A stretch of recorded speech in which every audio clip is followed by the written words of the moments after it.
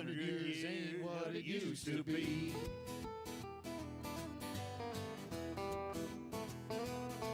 Before you know it, you're 63, making plans for Medicare A and B.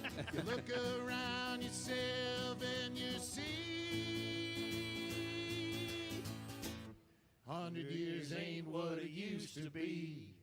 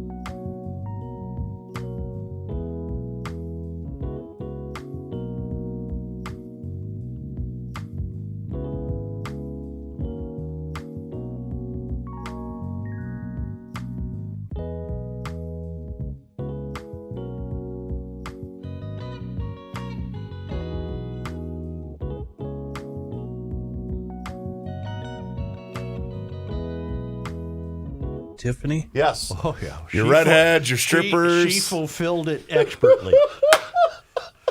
Joe. In this mansion. Yeah. I got a lot of stuff here. Here we go. You ready? All right, I'll try to keep up. Hail the flag. Oh, no, we got to start. No, that's pre-recorded, Joe. I'm rolling. That's right. Josh Arnold, investment consultant, brings you Garage Logic podcast number 1735, March 12, 2026. Yep. What do we do next? That's the records. 70 degrees on this day in 2016 and 8 below on this day in 1956. Call Josh Arnold at 952-925-5608 for a free 48-minute consultation. Hail the flashlight king. And now, from the mayor's office above the boathouse on the east shore of Spoon Lake, it's Garage Logic with Chris Reavers manning Technology Corner, Kenny Olson from the Krabby Coffee Shop, John Heidt in the newsroom, and of course, the rookie. Here is your flashlight king, fireworks commissioner, and the keeper of common sense, your mayor, Joe Souchere. I was hoping nobody would catch this yesterday, and certainly the people I work with did not catch it. That's what we're good at. Hail the flashlight king. Hail you! Joe, if you were king in charge of public works, purchasing bulk material like salt and sand, based on your experience with mulch, come December, St. Paul would be begging Maplewood, Inver Grove Heights, and Roseville to come over with a pickup trucks and shovel out as much as they want. Good luck, Jesse V. Wow. Remember I ordered too much mulch? I remember. You ordered it for the state, No, not for the... wasn't it you thought you were ordering the number of pounds, I don't know what but you ordered the square footage? I got cubic yards. That's what it was. And I made a big mistake. Because you're bad at math. And I've owned up to it. I think. He had to put the Acme sign, come get it. Yep. Yeah. And I gave away a lot of Free mulch. bird seed. Right. Today, there's a story in Alpha about a mansion for sale in Medina, which is beautiful suburban Western territory out there, kind of horse farms and what have you. You ever been to the Medina Ballroom for a show? Not for a show, but I know where it is. Yeah.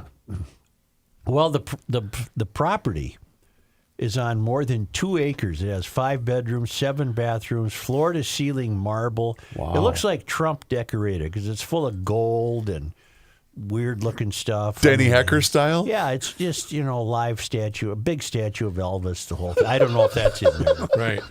But it's owned by the former Feeding Our Future fraudster, Hannah Marakeen.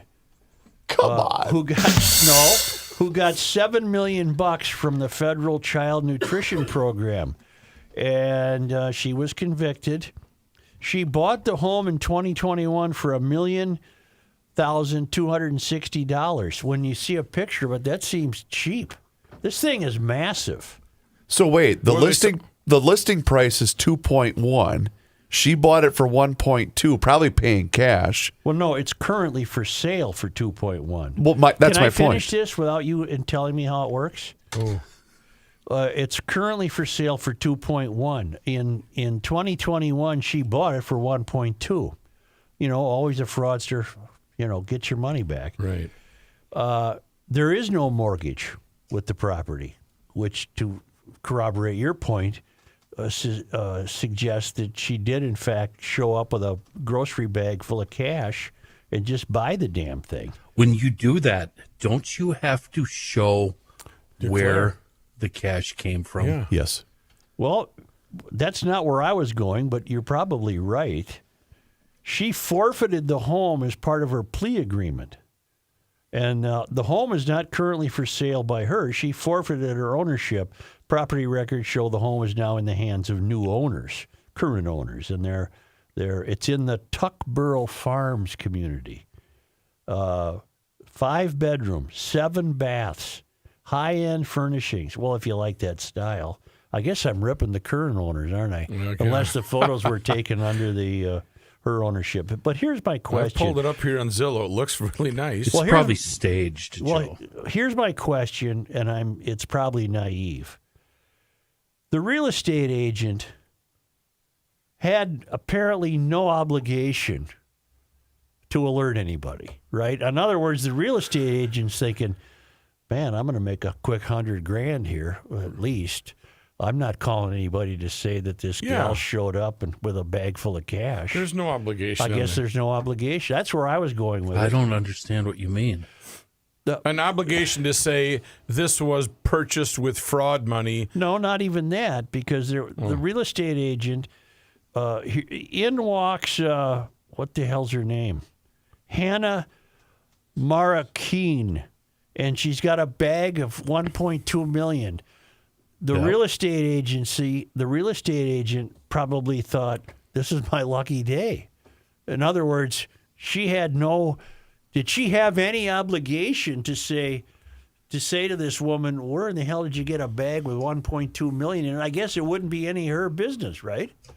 No, she's looking at the end result. Like you said, I got a quick $115K here. I assume when people say they pay cash, they actually wrote a check. Well, whatever.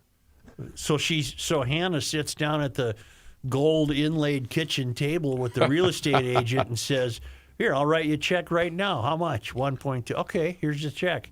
Well, many, many real estate deals go down exactly like that. But I think you have to prove, but to who? Who do you prove it to? Where the cash came from.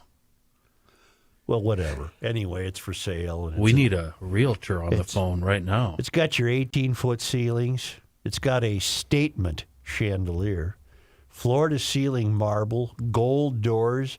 Now, we don't know. Do you think Hannah did all that to it? Maybe. Yeah. Well, I mean, she had money to burn. This is She one got of the $7 million from the food fraud. This is one of those topics, Ken, as you just mentioned, that I love when we bring up and not one of us five has any idea. And there are people screaming at their they are. Well, I devices. could right call my dad, Oh, that's true. but he's in Maui. And It's probably 6 in the morning. Guys, you know, are playing golf. Yeah. Okay. this- Kenny's dad is in Maui. I didn't want to. he doesn't want to hear from GL. I'm trying to give fraud a break, but I have a whole new alert we need to sound. Oh, wow. Now what? No, I got a letter today from a guy in Arizona, and it got me thinking. He says, "Good morning. Hail you. Good start. I have long been a fan of your letters to the public. I am responding to your Sunday piece. We will never." He's writing about a column I wrote, but it has to do with the show too. I wrote a piece Sunday. Will we ever get to the bottom of fraud? A very important question, he writes, and I think I have a historical fraud story from my father back in the 60s from Casa Grande, Arizona. Might help. My father was a local citizen helping a Job Corps type federal grant project. They were building housing for trainees and their families to live in while they were in the training program. Well, construction was finished, but the auditor fell through the floor of one of the new houses. My dad's citizen committee said, "We're not paying the contractor. This is fraud." Then my father got a phone call one night from a Dallas orthopedic surgeon threatening my father if his committee did not approve paying the contractor. Oh. Of course, the committee continued to refuse payment, and then a national federal auditor came to inspect the construction site. The auditor also told my father, "Oh, this fraud is common in federal grants." Of course, I would never forget such a bit of history like that, and when Feeding Our Future fraud was exposed, my dad's story popped up in my head immediately. Here's the point that's certainly worth thinking about, and let me preface his continuing email by saying this. We've always, maybe I'm speaking for you, and I shouldn't be. If I'm wrong, correct me, because I'm going to continue to say we've. We've always operated with the belief that the fraud was kind of organic in nature, and it just grew the more the fraudsters realized how easy it was for them to bill money and get the money for food. Am I on the right track? Yes. We just assume that, holy mackerel, look at this. Let's whip up another, hell, we'll even take it up to that town that has the fishing bobber. And it just happened. It just kept rolling and rolling and rolling. Well, maybe there's another way to look at it. Now I'll continue this guy's e-letter. Okay. E-letter? E-letter? Email. Here's my point, he writes. Number one, Amy Box Feeding Our Future was planned by her as a complete fraud. Why would someone plan such an outrageous theft unless you thought and knew it would be easy to get away with? That is, she must have had knowledge that federal grant fraud was common and easy to get away with. What and who did she know? Number two, several others got involved in the federal grant fraud along with her. Why, again, unless these people had knowledge or even expertise that the fraud would be easy to pull off? With me so far? Yeah. Are you going are you going where my mind's going? Yep. Number three, I believe that federal grant fraud is very common in every state in the U.S., but it is usually not recognized. You also have to wonder if there's also some bribery corruption with state employees. Number four, I believe what happened here in Minnesota was a profound ignorance and mismanagement by the Walz administration. Apparently, ignorance versus corruption, ? And then he proposes fraud stoppers. Each Fed grant would have a group of citizen volunteers to monitor parts of the Fed grants to prevent or recognize corruption. The public has very little knowledge of federal grants to recognize when there is neglect or mismanagement. A citizens committee, like my dad's committee, could be very helpful to educating the public and also fraud prevention. I believe federal grant fraud is likely very common and usually not recognized. Mark, MD, retired pediatrician, now living in Anoka. I don't know if it's plausible to put together citizen committees. There are so many grants issued. I don't know that would work. But does anybody see where his suggestions are taking me? It does make sense to me that this was started with fraud in mind. I think we've been working under the assumption that it wasn't started with fraud in mind, but then fraud just happened. So they fell into it? Yeah. No. What if it was started intentionally with fraud in mind, which would corroborate our suspicion that many higher-ups had to be involved? That's a game changer. In securing the money in the first place. Huh. Welcome to this. I don't want you to even talk right now. Welcome to the squad. No, you're not going to say anything. Let's just continue to look at this coldly.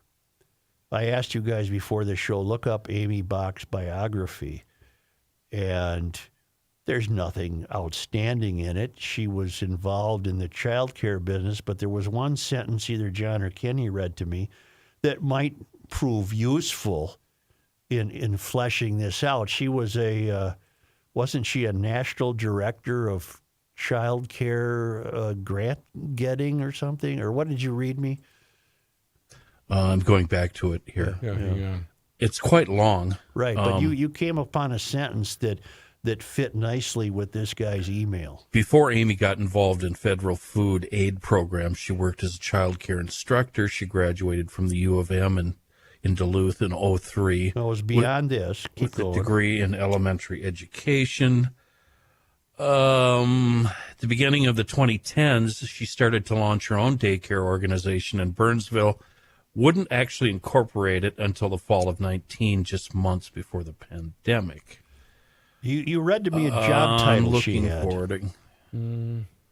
It seemed to me a job title that would place her in an environment where she would become aware of federal granting. She joined a daycare company called Knowledge Universe, working her way up from instructor to center director. She went on to work for an education trade group called the Minnesota Association for Education of Young Children, where she helped child care organizations manage accreditation. Okay, Am I saying that right? Yeah, that suggests to me that she was in a milieu, an environment, whatever, where she would be aware of the how and why of getting federal grants. Here's what I would do if I was the king. I would go and who would have to do it? What level of law enforcement would have to do it? I would go to visit Amy Bach and promise her complete freedom. I'm being serious here. In exchange for revealing what exactly, how did this exactly come about and who was involved. Now, she might have to go into a witness protection program for all I know. That's just it. Yeah.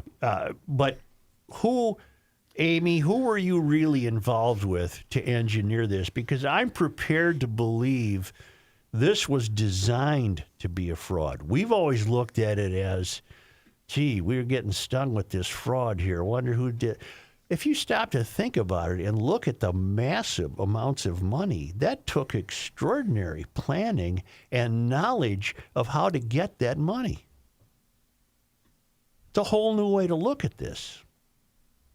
According to former state employees, Bach pressured workers who raised questions within weeks of the organization's first submissions, and officials began documenting her concerning behavior. Now, if that's the case, she would have a preconceived notion of, we can do this. Well, we don't know that, but here's what could be true is that she was one of the players who put it together. This is just me. I'm not accusing her of that. I'm saying this is how I'm looking at it now.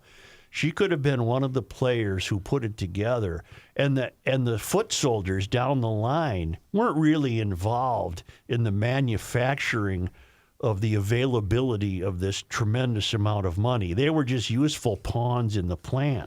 You say, Abdul, that you have a restaurant in Shakopee and that you're feeding this many kids. And you say, Hakeem, that you're doing this in Chaska. And you say, Abdul, that you're doing it in Minneapolis.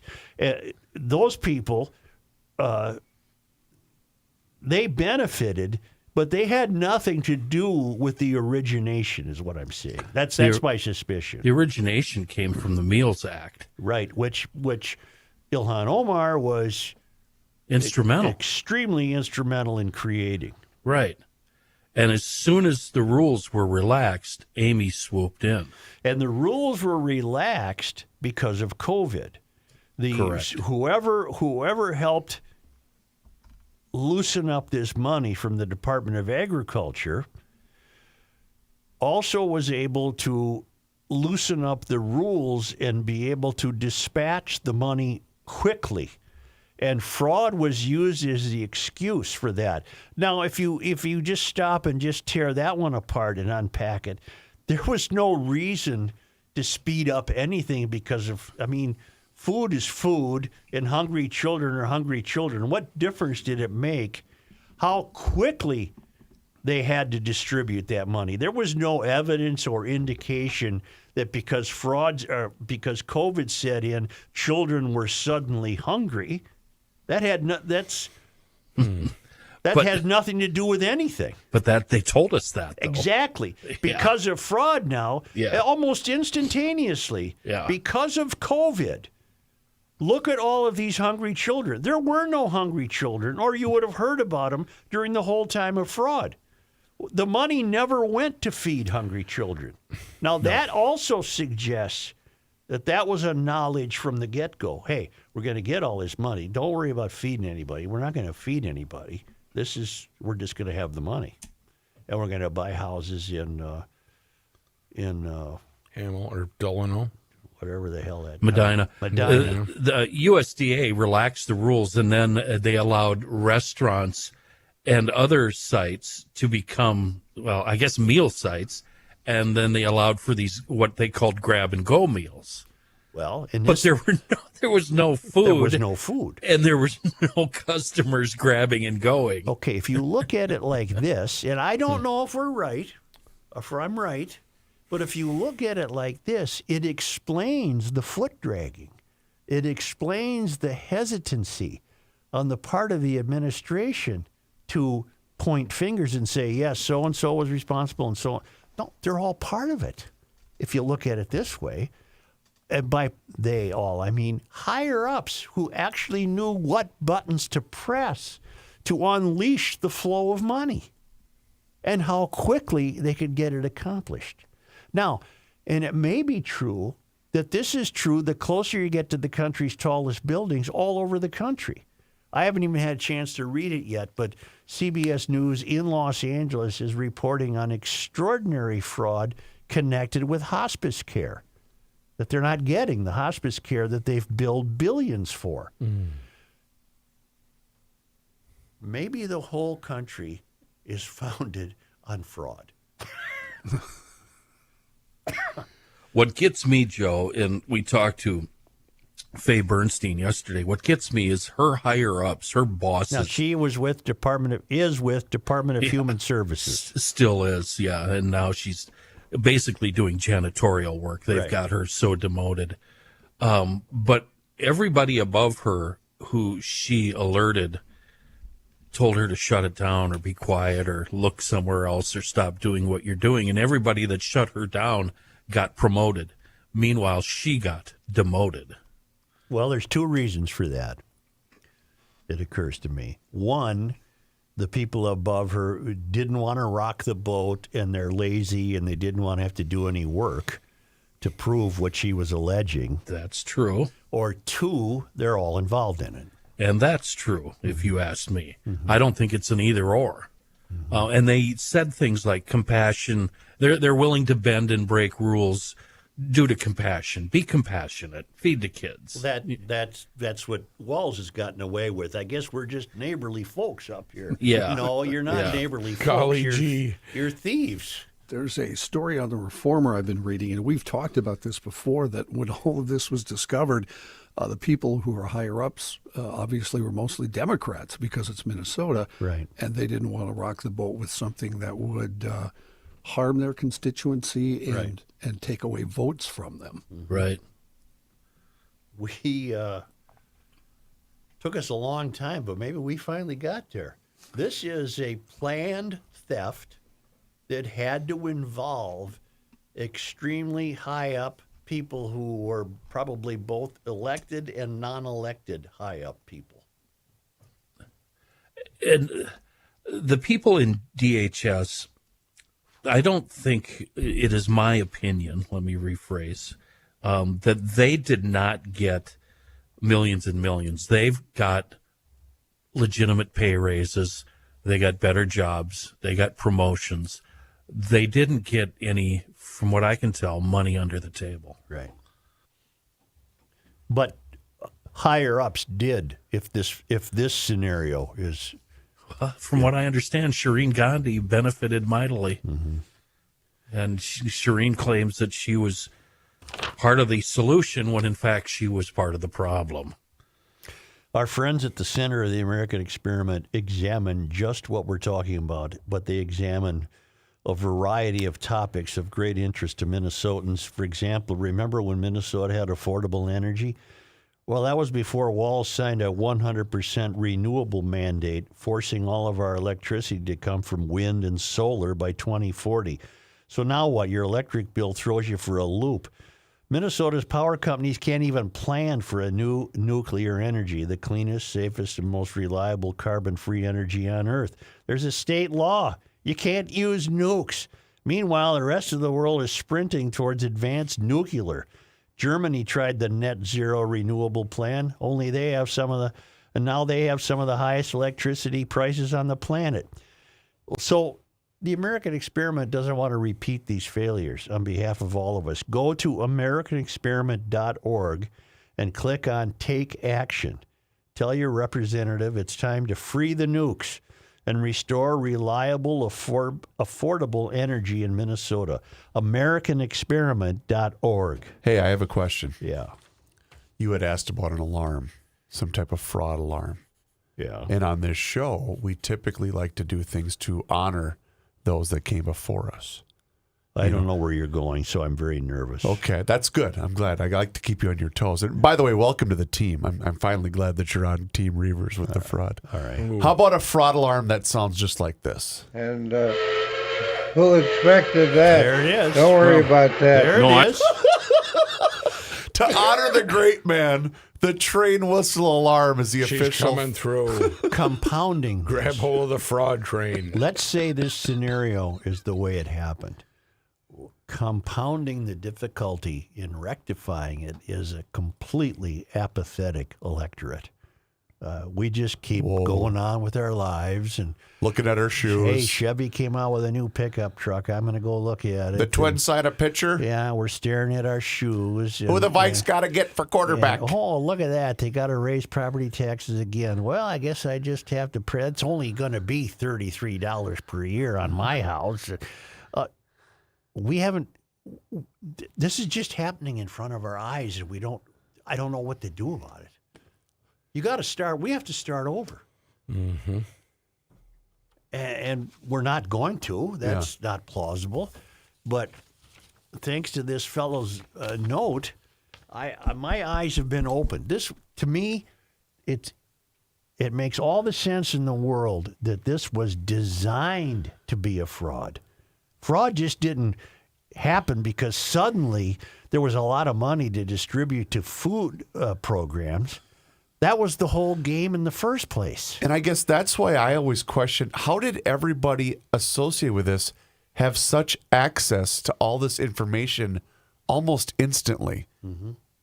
And Well, what do you mean? Because Well, I didn't know that if I filled out a form, Kenny, or I didn't know that the Department of Agriculture was about to release under relaxed rules. I see. Torrent, At the a torrent get-go. of money. At the get-go. Do you realize there's fraud happening right now? Yeah, absolutely. They don't, when these fraudulent fraudsters see other people being arrested and getting caught for fraud, they don't stop their own fraud. No. It's still happening right now. We have at least one instance where Coles and I have discovered fraud that's happening as we speak right now, and they have not stopped. hold on, let me sound the alarm. And I can't, and because Jay's a journalist, we can't just go with it. We have to get more than one source, Right. and we have to, prove where we're coming from. So that's what we're working on right now. But it's incredible. It's Right now, Joe, right this second, it's happening. You guys, there is a and in Walls, they just found this affable buffoon who wasn't sharp enough or ethical enough to put his foot down. I have to believe he was aware of the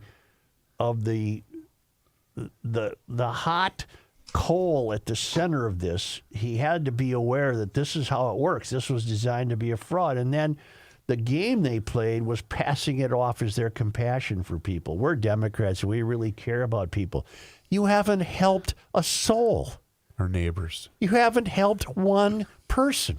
My problem with Walls is he has no morals or ethics. Anybody with any kind of ethics whatsoever would have stepped down a long time ago, but not him. Well, to play devil's advocate, let's cut Walls some slack in this regard. Maybe a guy in his position was facing insurmountable odds trying to go against this giant wave of fraud. Maybe he was there's the higher ups are telling him, "Fine, you go ahead and blow the whistle there, Governor. You're done. You're done," because this goes way beyond him. Now, that's about all the slack I want to cut the guy because I can't do and I that. might even be too kind doing that. Yeah, but I maybe can't. he was told by figures of more importance that, look, if you don't want to get involved with this, Tim, just give him some BS about how you're trying to get to the bottom of it, and you'll examine this. And you're very frustrated by it, and you know, just remind people that we're good people up here. We're good to our neighbors, and just let this thing go, Tim. Don't worry about it. This is not, you didn't cause it, Tim. It's just happening.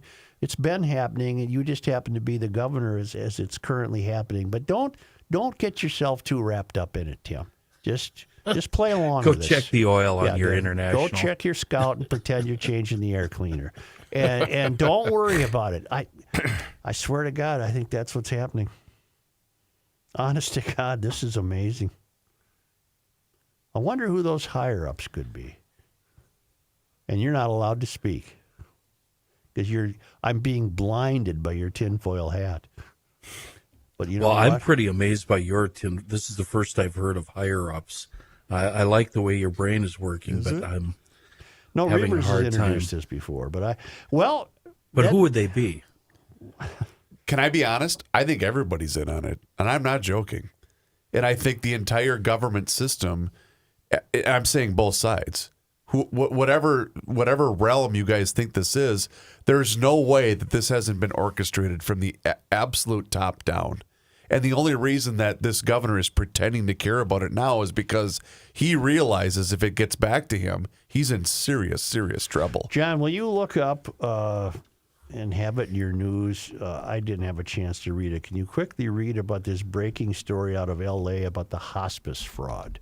Okay. While John does that, I have to comment to Chris.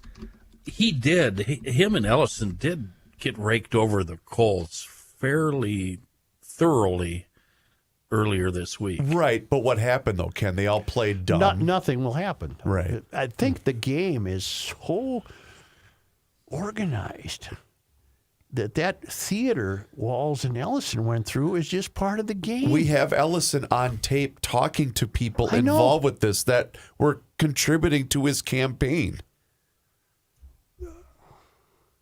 That's not really proof, though, is it? Well, we're all saps. I mean, we're just being taken. That's what's happening. I don't doubt that. I don't doubt that. I think that there are players in Washington who can alert the local players of the latest idea how to get some money. And Food Frog came along, and that was one of the ideas. Then I went to autism and daycare, and then the state Transportation. started transportation and housing stabilization and Medicaid and hospice care. And because the state has grown too big, the departments are too large. They can't be monitored for any efficiency whatsoever, nor perhaps have they ever intended to be designed to be monitored for efficiency. 1 million to 343 million in autism alone And autism. in 6 years. Hey, and you know what? If we give Keith Ellison's office another mill or so, he can hire more investigators and they can fight fraud. Right. Just trying to think. Rook, you know the building a lot better than I do here. Should I take my victory lap? Should I go down that way or should I go upstairs? I'd start upstairs and then come because down. it's easier. They You're have on free, and shaky Ginny has free ground, Chris. candy. I wouldn't You take stop over. at the CEO and get some I wouldn't candy. take a lap quite yet. All right. Yeah, you might fall down the back stairs. You don't have to be humble. You're not that great. You might get, That's a great line. That's pretty good. You write that one? I don't know where I read that. Got it. I'm giving Reavers some grief. Pretty good. It's all right. I was sort of right about the paying cash for houses. You have to, if you're going to write a big check, you have to provide proof of funds. It's basically a letter from your financial institution. If it's recently deposited large amounts, there's going to be some examination of where that money came from. Yeah, that's what I thought. Okay. Well, apparently, then two things happened with Hannah's purchase of this place in Medina. They either checked and the money was in the bank,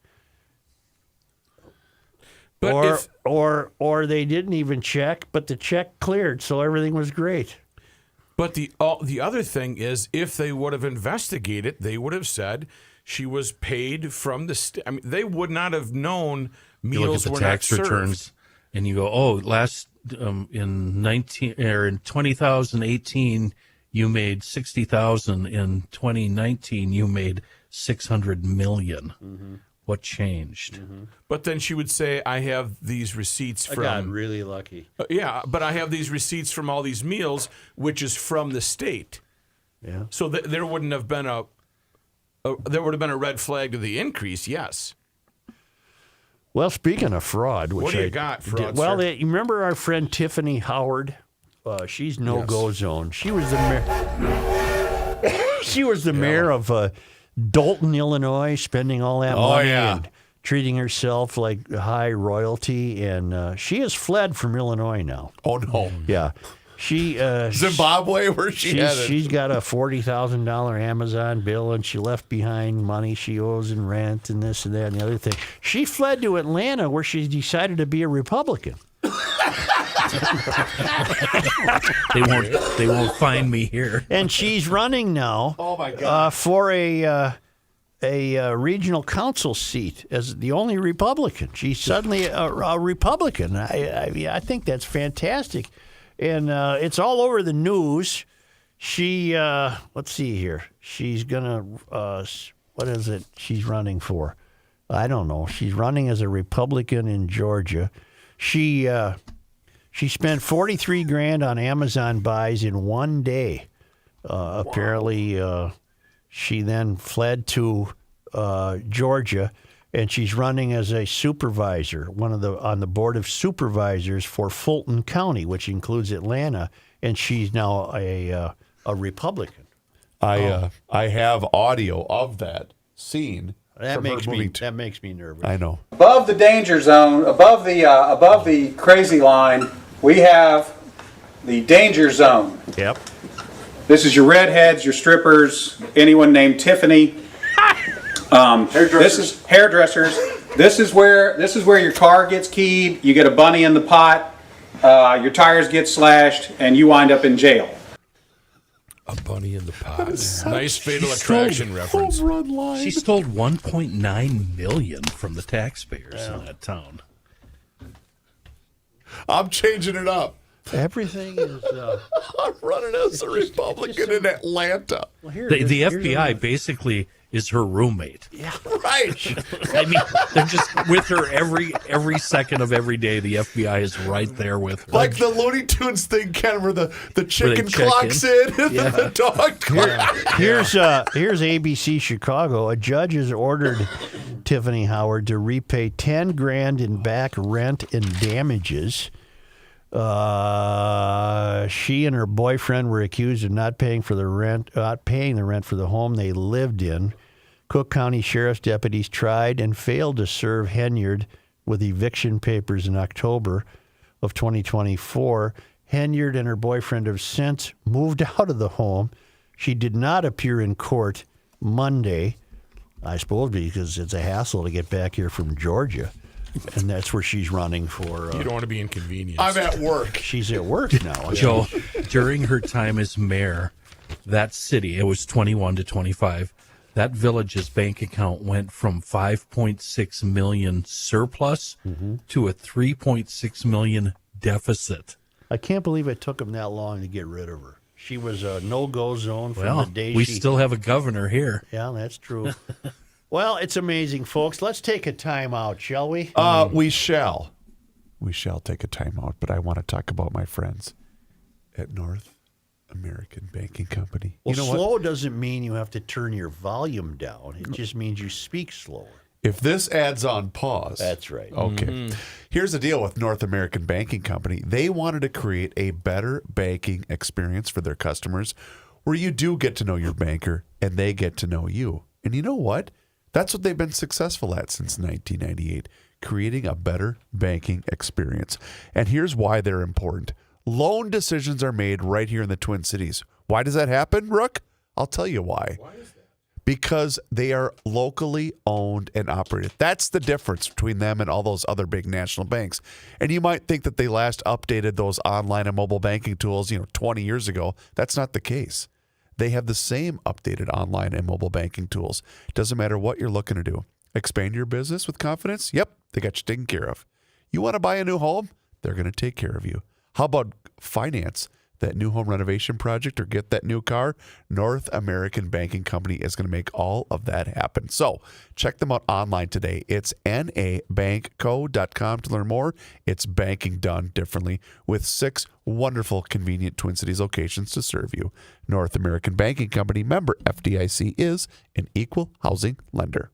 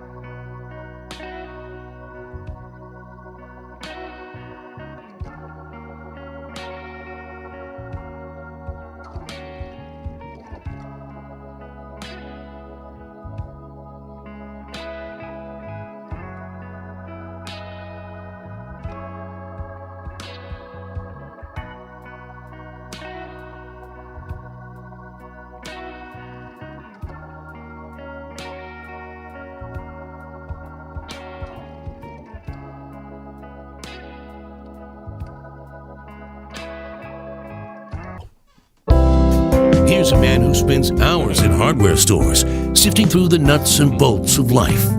Joe Souchere. Now I made you paranoid, John. I'm sorry. I know. There's John. Fluorescent lights. John, that looks good. I like wavy cam. Maybe it's burning out. I don't know. It's driving me nuts, too. It has been the whole show. Let's move along, shall we? Can I mention one thing? Could you imagine Rookie doing the show remotely at his house? No.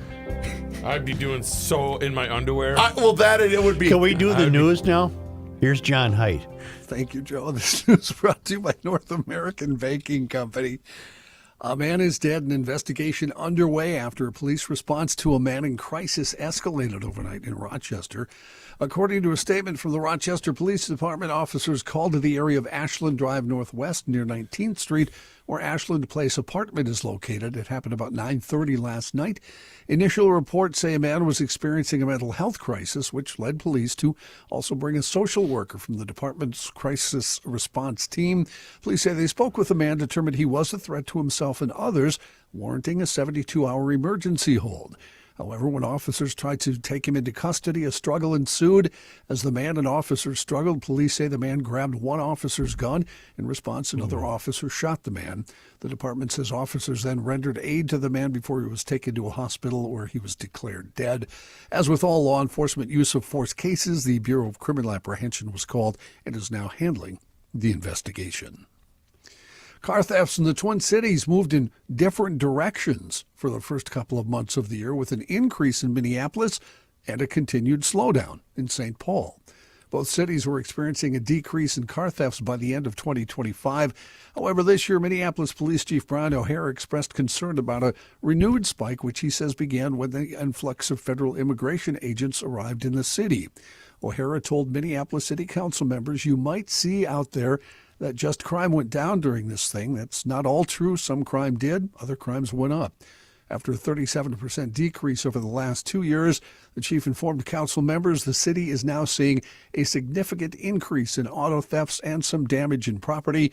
City data indicated nearly 1,200 thefts in 2026 compared to 935 at the same time last year. The chief says the problem is if you pull investigators and you pull cops out of the neighborhoods because you have to do all this other order policing, we have a lot of work we have to get back to. Across the river in St. Paul, Ramsey County Undersheriff Mike Martin credited the Ramsey County Sheriff's Office carjacking and auto theft team and its work with St. Paul and other local police for a 61% decrease in auto theft over 3 years. Are we still stealing Hyundais and Kias? Is that still the popular brand? That's fallen off. Because they haven't been in the news much. Well, it's because Keith Ellison successfully sued them. That's true. They all have new ignitions, don't they? Mm-hmm. Yeah. A man convicted of murder for a 2021 shooting that took place outside the church where a funeral was being held will spend decades behind bars. Yesterday, a judge ordered 31-year-old Kevin Mason to serve 30 years in prison for the killing of 29-year-old Dontavius Catchings. Prosecutors say Mason and Catchings got into a fight outside Shiloh Temple, which was hosting a funeral for a North Minneapolis street gang member on June 11, 2021. At some point, Catchings was shot multiple times in the back and neck and later died from his injuries. Witnesses told investigators Mason refused to return a gun that Catchings had lent him, and after physically fighting, shot Catchings in the back as he walked away. After the shooting, Mason fled the state but was arrested in Indiana, where he was accidentally released but recaptured in South St. Paul. A jury then convicted him of murder in December. That former assistant U.S. attorney, you remember this story, who was removed from an immigration detail after telling a federal judge that, quote, "this job sucks," is now running for Congress. Hey, there we go. That job sucks, too. Julie Lay also told U.S. District Judge Jerry Blackwell back a couple weeks ago she wished he could hold her in contempt so that she could have a full 24 hours of sleep. Lay said, according to a transcript of the judge, "What do you want me to do? The system sucks. This job sucks, and I'm trying every breath that I have so that I can get you to do what you need." Now, Lay is campaigning in District 5 on immigration reform, funding for education, and access to health care. In addition to her experience at the U.S. Attorney's Office, Lay says she has also previously served as Assistant Chief Counsel for the Department of Homeland Security, a workers' compensation attorney, an assistant city attorney, a criminal defense attorney, an immigration attorney, and a family law attorney. According to a news release at her campaign website, Lay is running as a Democrat in Minnesota's 5th District. That is the House seat held by Ilhan Omar, who has said she is running for re-election. Oh, I bet she is, yeah. Welcome aboard. We did mention this briefly yesterday when it happened. Here's some more details. Minneapolis Mayor Jacob Fry yesterday vetoing that measure that we talked about. That would have temporarily doubled the city's pre-eviction notice period, proposing $1 million in rental assistance in its place. City council members passed the eviction protection ordinance last week, which supporters said would buy time for renters who suffered a loss of income during Operation Metro Surge. Now, the mayor's office yesterday said the council's proposed ordinance could ultimately make housing instability worse. He said the 5% year-over-year drop in eviction filings in January and February supports the notion that rental assistance works. Fry and other opponents have argued, I think this was your argument, Joe, that prolonging the eviction notice period from 30 to 60 days would only dig renters deeper into debt and could lead some landlords to hike rents or take units off the market to compensate for lost income. And while the University of Minnesota is refusing to release either individual or team-by-team details about how it's directly paying student athletes, citing privacy and trade secrets, university officials refused repeated data requests from the Star-Tribune that aim to understand how the school is compensating athletes after the historic House versus NCAA settlement, which let schools pay $20.5 million to its athletes this year.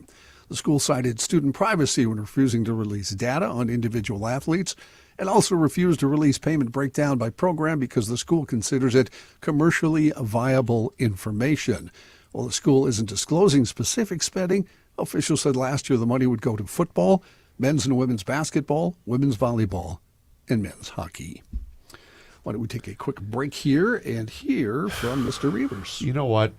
We need a respite. Let's talk about quicklinksgolf.com. Check that out, Such. You need a golf simulator inside the basement. Ooh, a place that cool. you can escape all of your worries. Why would I need one? I can go there. Well, the whole point, Joe, is they come to you. Oh, really? They bring the golf course to you. They put that up in your house? Correct. Oh. Any type of space, it does not matter. You know what? Maybe you're looking for something inside the office. They got you taken care of. Custom golf simulators designed and installed in your space. I know, you get a little emotional thinking about he does. it. He's tearing up, I think. And you can go on their website at quicklinksgolf.com and you can schedule your free project consultation. You can also see all of their recent projects, which are very, very cool. And so here's the deal. You can go online, quicklinksgolf.com, as I mentioned, and book that appointment. Or, you know what? How about this? They have DIY packages. In addition to complete installation services, it's a local golf simulator company that's located right there in Chaska, Minnesota. Multiple technology options that meet all sorts of different price points. And you can meet with them while designing a renovation, new home, or new office space to ensure the dimensions are right for a great simulator room. It's a wonderful company. It's locally based right here. It's called quicklinksgolf.com. Book that appointment and let them know you heard about them here on the Garage Logic Podcast, Johnny. Thank you, Chris. In national and international news, the Senate passed a bill this morning aimed at boosting the supply of housing and bringing down prices, marking a, in these days, very rare bipartisan breakthrough on a major issue. The 21st Century Road to Housing Act was written by Republican Senator Tim Scott and Democratic Senator Elizabeth Warren. 10 senators voted against it, 89 voted for it. The 303-page legislation creates a series of grants and pilot programs for housing construction while revising federal definitions to encourage more housing units and prevent Wall Street from buying up tons of single-family homes. Such a big bipartisan vote is increasingly unusual in Congress, and the bill aims to tackle a major affordability issue for voters ahead of the midterm elections. It's uncertain, though, if it can pass the House as is, and President Trump has signaled he's not as interested in the package as he is in passing separate voting legislation.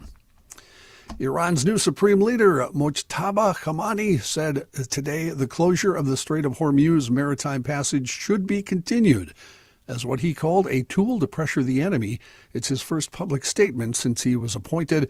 Khamenei also said all U.S. military bases in the Middle East should close immediately and those bases will be attacked in television comments.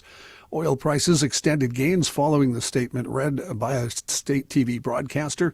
The shipping of oil through the Strait of Hormuz has effectively stopped since the war began, causing global oil prices to soar. Oil prices did top $100 a barrel, and U.S. stocks skid amid worries of a protracted disruption of oil markets this morning. Crude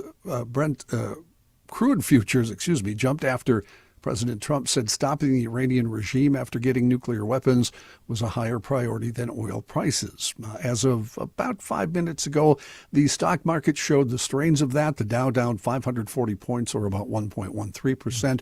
The NASDAQ down 1.09%, and the S&P down 1.31%.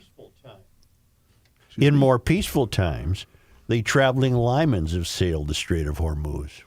I was just informed of that today. That's what it's called. Yeah.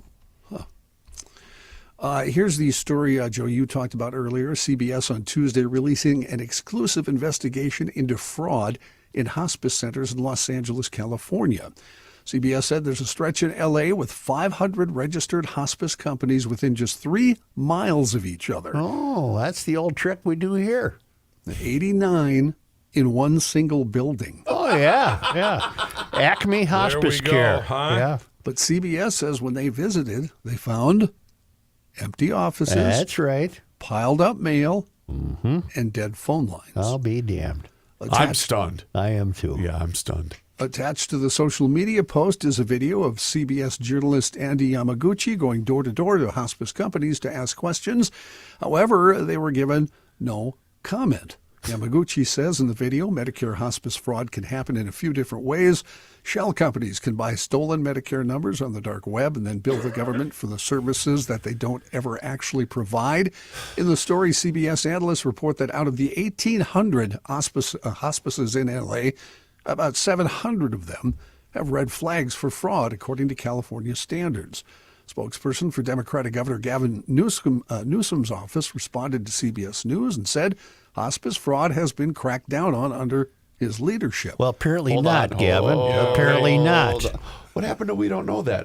We don't know that. The investigation found that 742 hospice companies still operate despite there being indicators of fraud. State Attorney General Rob Bonta said that more needs to be done with hospice fraud. Yes. He said we need to be responsive to the red flags and react to them, not just count them. Our main lane is the accountability side, the criminal investigations, the civil investigations. That's after the damage is done, though, unfortunately. Mm-hmm. Boy, it's all very familiar to us, isn't it?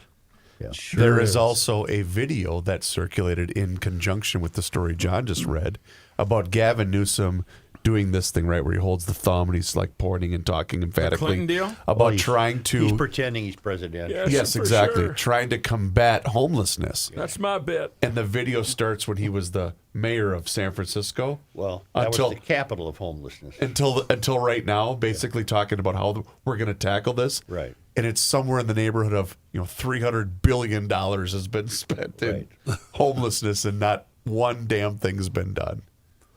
2 people injured after a shooting at Virginia's Old Dominion University this morning. That shooting left the gunman dead after a swift police response.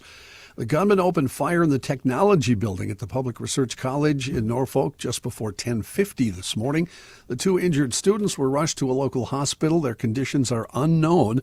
At 11:30 a.m., the school issued an update that the shooter had been neutralized. They did not identify the shooter, and they did not say whether or not he was a student at the college. Is it, and John, this is not to rip you out by any means. John just had that story deep in his newscast. If a shooting happened at a university, 15, 20 years ago, it'd have been all over national news. Yeah. Virginia's had a couple of school shootings. They have. In colleges. That actually was a thought of mine, Chris, because the story just broke right before I started doing the news. So as I was grabbing the details, I thought, where should I put this? Just tack it on. And that's just kind of the way that we're operating now. Yeah, right? that's right. We're going to be all right. You're fine. Right, we're too big You're to good. implode. We're Too good. big to implode. You're good. You guys been to a theater lately to see any movies? Anybody? I know I'm very spoiled by having it at home on a big screen. Theater. Yeah. New Pew Research Center survey conducted last summer says that just over half of U.S. adults, 53%, said they had seen a movie in theaters in the prior 12 months. A small but notable 7% said they had never seen a movie in a theater at all. Oh, wow. Those are adults now. They're adults. The data also highlighted generational and economic divides in who was buying tickets. 2/3 of adults ages 18 to 29 said they had attended a movie in theaters in the past year, in contrast to just 39% of those 65 and older. Income told a similar story. Upper-income Americans reporting going to the movies at the highest rate, 64%, compared with 57% of those in middle-income brackets and 43% of lower-income adults. I'm trying to think of the last one I've seen. I don't remember the last. I don't think I've been in a theater in the last 12 months. Not in the last year. Yeah. Because you're afraid of shootings or what? No, it's just if you can, anything I want to see, you can get it at home. Or you're afraid that the staff is so full of special export that's in the ice machine that they can't function at the theater. Right. Top Gun Maverick, though, I did see in the movie I'm sure you theater. did. Yeah. John, continue, please. Sure. Interesting story because we've actually talked about this. Lincoln Rice leads the National War Tax Resistance Coordinating Committee. Huh? You know what that is? No. That's people who will not pay their taxes because they disagree with some of the stuff that the federal government's doing. Can we do that here? Start the trend. We're luck. behind you. Well, they held their largest ever War Tax Resistance 101 training program in January. A few years ago, trainings would draw about 15 attendees. 2 months ago, nearly 500 people showed up, and the group's website traffic had over 110,000 unique visitors. Now, Lincoln Rice explains in his training some methods of tax resistance are not legal, and if you attempt them, you should be prepared to face the risks of civil disobedience. And he points to threatening letters, to wage or bank account garnishment, and to, in one case, the seizure of a person's home. Tax resistance, not new in the United States, of course. It goes back to the 1773 Boston Tea Party. Political tax resistance re-entered the mainstream during the Vietnam War when some celebrities, most famously Joan Baez, said they would decline to pay a portion of their taxes spent on armaments. An estimated 2 million Vietnamese civilians were killed in the war. Many U.S. taxpayers said, we don't want to spend our money on that. She was one of them. Most of them were just penalized, money-wise. Then in the early 70s, 200 to 500,000 Americans reportedly refused to pay the telephone tax, a 10% tax on phone bills that was levied to subsidize the Vietnam War. The IRS stopped collecting the 10% telephone tax near the end of the war, and as that war ended, mainstream interest in tax protest waned a bit, too. During Joe Biden's presidency, a new group of Americans withheld federal tax dollars as the U.S. subsidized Israel's attacks in Gaza. Those resistors were younger and more diverse than Vietnam-era predecessors, and interest, Rice said, in tax protest has now grown under President Trump. He said there have been 3 spikes since the re-election of President Trump. He said during the early days of the so-called Department of Government Efficiency, or DOGE, after the passage of the One Big Beautiful Bill Act, and when the U.S. attacked Venezuela and captured its president in January. So do you know what Baez did?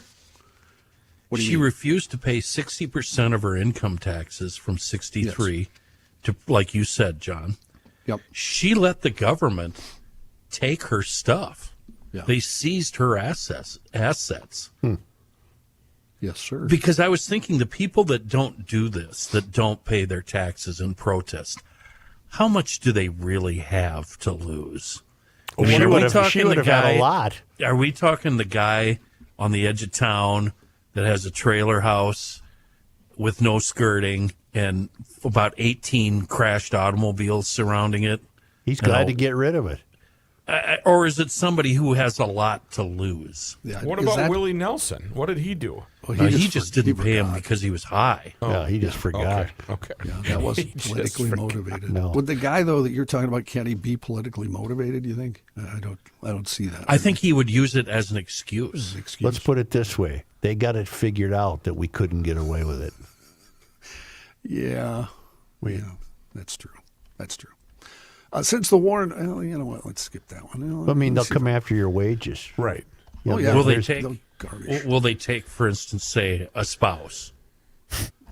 That'd be non-lethal. Just temporarily, though, right, Kenny? Just temporarily. Can we For like a schedule month. that? For a month. Can we schedule that mid-April? Like 6 or 7 It's days. like collateral. Never the About car 10 never days. saw the sun. Never saw the sun or winter. 10 days. I know of a couple in the 60s and 70s who did not pay their taxes for about 13 years because they forgot. That's a long time to forget. How'd that turn out? Well, it turned out that once the government caught up to them, the government just made them make payments that were basically like a car payment. Huh. The feds, the IRS, they are very willing to work with you. Yeah. The Department of Revenue, though, in Minnesota, boy, they're a whole different story. Don't be late. Yeah. All right, Johnny. Okay. That was wonderful. What do you have for us, Reavers? You know what I have? Huh? I have this right here.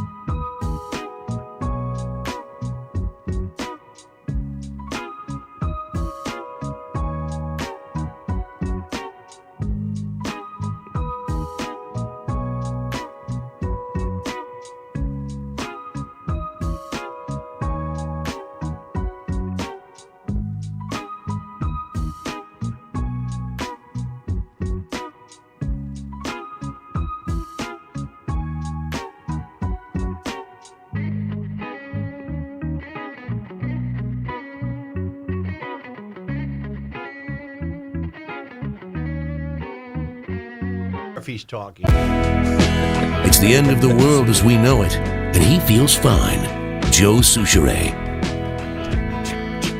I just thought this sounds like Thunderclap Newman. It does sound like Thunderclap Newman. I'll have to ask my kid. There's a... What's that? Hole in the bucket. Gators That's a great song. in the air. What's it called? Something in the air. They play that in the movie Kingpin. Oh! Did they? Yeah. Boy, I'm trying to figure this story out. I thought you were doing an ad. Well, I can tell you about getting a garage door. Thank you. If you need a new garage door, get a hold of Precision Garage Door. They have models for every budget. A designer comes out, you work on it together, you pick the right garage door. Boom, you've increased the value of your home and you're saving energy, and you can marry it to all your security devices. And there's a $400 trade-in right now for your old garage door. You get credit when you purchase a new garage door from Precision Door. If you like your current door, but you think she needs a tune-up, you can get a $79 safe and sound package, which includes throwing the diagnostics at it. Okay. Yeah, you get a 25-point diagnostic check, and you'll know just exactly where you stand with that current garage door. Book online at precisiondoormn.com or call Precision Door at 612-263-6985 to schedule your free on-site new door estimate or book a Precision Door safe and sound package. I'm trying to figure out this story. A federal appeals court ruled Tuesday that elementary school students have First Amendment protections, reviving a lawsuit brought on behalf of a Southern California first grader who was punished after giving a drawing to a classmate. Punished for giving a drawing to a classmate. Thank you. Yeah. In its decision, a 3-judge panel of the Ninth Circuit Court vacated U.S. District Judge David O. Carter's grant of summary judgment to the defendants and sent the case back for further proceedings. Let me see if I can cut to the chase here. The dispute stems from a March 2021 incident when plaintiff B.B. was a first-grade student at Viejo Elementary School in the Capistrano Unified School District. After a classroom story about Martin Luther King Jr., B.B. felt bad because black people were put in a worse position and made a drawing showing all her friends holding hands. She made a drawing of all the little kids holding little bad fingers. Holding hands. Okay. And the drawing including the words Black Lives Matter, Any Life, whatever that meant. Afterward, she gave the drawing to her classmate, MC, who is black. So we can assume BB was white. Okay. And she gave her drawing, which sounds so far like it was done in good intentions. Yes. To her black classmate, MC. And the classmate thanked her and took it home. When MC's mother discovered the drawing, she became concerned that her child was singled out as the only black student in her grade to receive such a drawing. The next day, MC's mother emailed the school principal, Jesus Barcera, saying she appreciated Black Lives Matter but did not trust what any life meant, according to this is first graders. And this mother, this Karen, is she wrote that she and her husband would not tolerate any more messages given to our daughter because of her skin color, adding, "We do not send MC to school with flyers or propaganda. We only send her to school to learn the curriculum, and that's it." I think I want to stop reading because I might puke. In other words, the black mother, she analyzed that to death and decided that it was somehow untoward that her child received the drawing from her class. What's happened to Innocence? I don't Joe? know what's happened to Matt. Innocence. Is it the end of Innocence? Yes. Yeah, you know. And I'm only bringing this up because I've predicted to you that the more things go awry in this country, we live in strange times right now. You got the Iran deal. You're going to get more UFOs, and you're going to get strange stuff. The Iran deal. You got the Iran We're living deal. in Get that whole Iran thing going for on you. over there? end times. That's what we're Okay, living well, 6 Bigfoot sightings. Now Ready? We're Ready? getting back no, to normalcy. credible. Okay. In, Or Montana or Wyoming, no, Utah, this is the part of the story, Kenny. It's interesting. Washington State, Yeah, Joe. Oregon. Cleveland. No. Cleveland. Do they even have trees in Cleveland? Like in the corn? Came out of the Bigfoot water. of the corn? This is a widespread Bigfoot sightings in northeast Ohio, with enthusiasts pointing to what they describe as a concentrated burst of activity.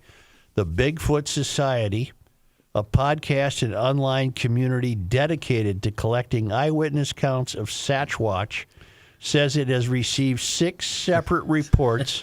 Did he say Sasquatch? He did. No, you said Sam Squatch. Sam Squatch. Sam's Club. Sasquatch. What did I say? Sasquatch. Sasquatch. I don't know, Bubbles. What did you say? He's appearing at the convention. Sasquatch encounters 6. I didn't. Sasquatch. No, you got it right that time. He's got it. He's getting choked up. 6 separate reports between March 6th and what's today? No, the March 12th. 12. And the 10th. Between Yes. the 6th and the 10th in wooded areas near Manlua and Garrettsville, southeast of Cleveland. The group has described the cluster as a possible flap, a term used in cryptozoology for multiple sightings within a short time span. Flap. Hey, we got a flap, huh? Okay. It's normal for there to be Bigfoot sightings all over the U.S., but it's not normal to have multiple sightings, or a flap, in a small area within a short number of days, Jeremiah Byron, host of the Bigfoot Society podcast, said. You know why this happened, don't you? I don't. Well, because all of those tourism videos finally worked. Fun times in Cleveland today. Cleveland. Come on down to Cleveland town, everyone. Come and look at both I'd of like our to buildings. read this about Cleveland. Look at both of her buildings. You used to be a lawyer, right? Were you also a judge? I need some legal advice. Okay. When I see Bigfoot come rolling into my yard, Yeah. I'm gonna think I'm going to use the 270. I don't blame you. And You obviously can't shoot going to him. be You gotta dead. No. So when I go out to Bigfoot laying there, and then I realize there's a zipper on the back of his head, and I open up the costume, Then you're in trouble. and it's Matthew. Did I just murder somebody? you I hit thought me? I was shooting Bigfoot. Where'd you hit me? March 9th, a I blew witness your head described. apart. March 9th, Like JFK. March 6th, What day a is it? witness described a 9-footer. March 7th, an 8-footer with deep grunts. Where are you hiding? It had deep grunts. Beautiful eyes. March 9th, an 8-footer. March 9th again, a separate count of a separate 10-footer had a tail, and it had a musky Oh, Bigfoot doesn't have a tail. odor. March I know 9th, another Tail 6-foot tall figure that was seen through a window. And March 10th, an 8 to 10 foot tall large black shadow. Somebody's having a laugh. I'm telling you, why would you put a suit on? It's America's first reaction is to kill it. Shoot! Kill it! If you're in this area, keep your eyes open and maybe your doors locked because there could be a Bigfoot in the same general area. The Bigfoot podcast people are very alert. They have 282,000 members. And according to a flurry of recent posts, several Bigfoot hunters claim to have locked eyes with a 9-foot-tall, brown-haired Sasquatch. No way. They were. You're going to get a lot of this now. This is going to be. Is this getting back to normalcy? No, this is reflective of the times we live in, which are so disturbing and so upended that people are seeing UFOs and Sasquatches. If I saw a Sasquatch, wouldn't you try to engage him? He wouldn't. He's not a threatening. He hasn't beat anybody up or ripped anybody's heads off. He's not. I'm gonna shoot him. I'm gonna gut him out like he's a deer, and then I'm gonna strap him to the hood of my Studebaker. Are you gonna cape him out? And I'm gonna drive into town. No way. I wouldn't. I would imagine that if I encounter one, I would anticipate a friendly meeting, and I would not wound the creature. Could I count on any of you guys to help me bury a Sasquatch? I would. If I accidentally I'd want to poke shoot it with one? a stick and just see Oh, what. wouldn't you want to turn it over to medical science? Are Bigfoots good eating? I don't know. The back straps? Let me tell you something. I'm Are telling they you tough? something. Yeah, I think you're all missing the point. Just the young ones, man. They're a little tender, huh?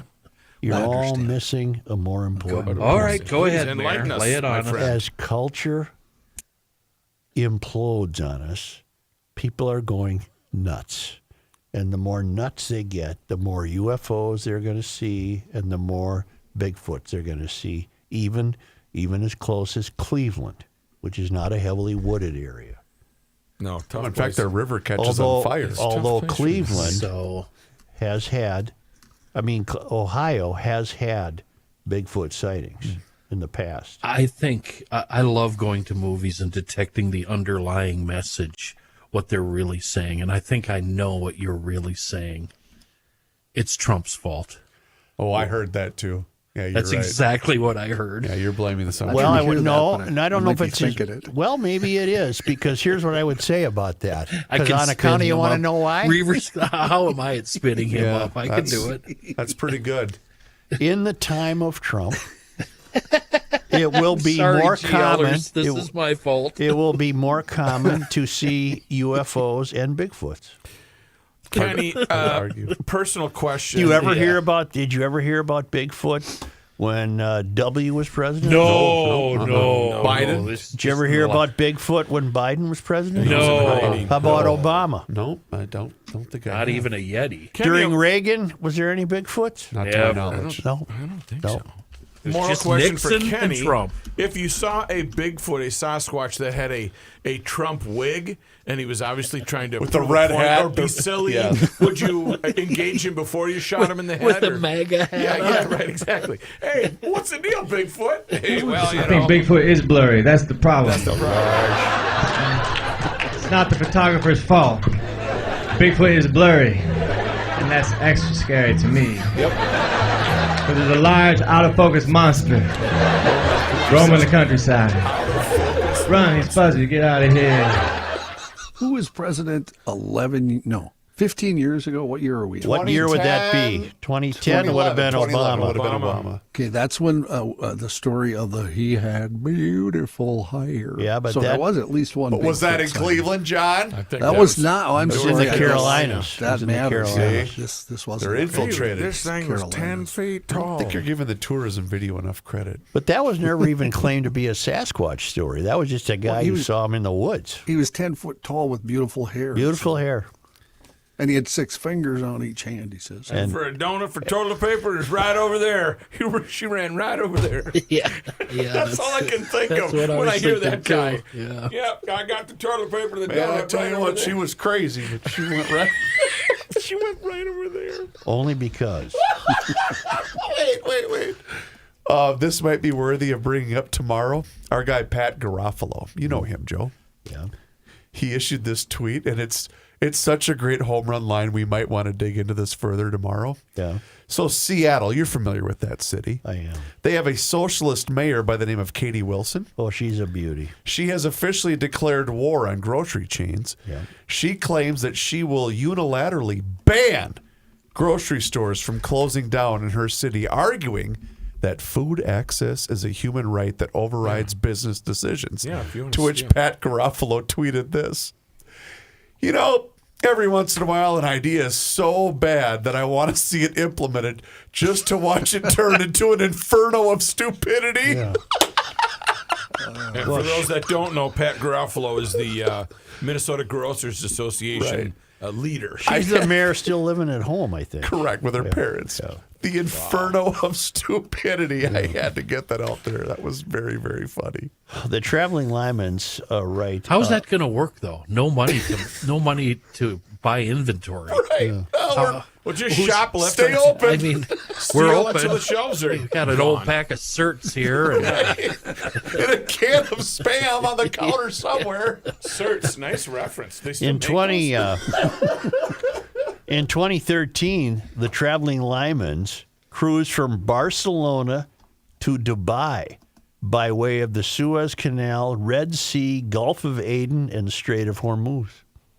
Boy, their travels I'm a are little really. jealous of that. That would be cool. They have had some extensive travels, and it's only because they come to us now from their current location, Penguin, Tasmania, Australia. It was on this day. Joe, today is March 12th.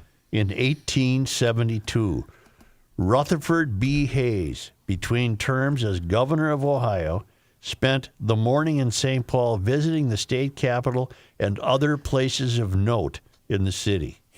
Like what? Mickey's Diner. Okay. He served as U.S. president from 1877 to 1881. On this day, March 12th. in 1877, boy, this is admitting defeat. Duluth, having suffered a loss of population, reverts from a city back to being a town. Wow, that's a slap. They went huh? right from city to town. Yeah. What is what do you have to meet? What's the threshold? I don't know, Chris, and I especially In those wouldn't times, know it was what it was 7,000. in 1877. It was 7,000 at that time. On this day in Minnesota sports history, March 12th. no 75. items recorded. Yeah, we did not lose. We did not lose. We got the Wild tonight. Yes. Thank you, GLers. Hey, how are you? Hi. Can we watch the game tonight? I don't know if you can. You know, I'm going to watch the World Baseball Classic. Are you going to watch? You can't. No games today. I got to read you a text from Patrick. That was tomorrow. I got to read you a text from Patrick while we're still on. That's all right. This is about the baseball classic from Yes, last sir. night. Yes. Where Italy is it? defeated Mexico to send the U.S. to the next round. Italy team with a bunch of U.S. guys in World Baseball. Home run celebration in dugouts, a few notes of opera music, an Armani jacket, a shot of espresso, and teammate gives him a kiss on each cheek. KC's Vinny Pasquantano has 3 tonight. 3 hits, or 3 home runs. Yes. Hey, primetime preview. He's right. And John is correct. The game is tomorrow night. I And apologize. Patrick will join us tomorrow on Garage Logic, correct? I hope so. Yeah. You writing it in? Facebook, Instagram, X, GarageLogic.com. YouTube. Do it. See you, bro. Ciao. Get to the airport early. let's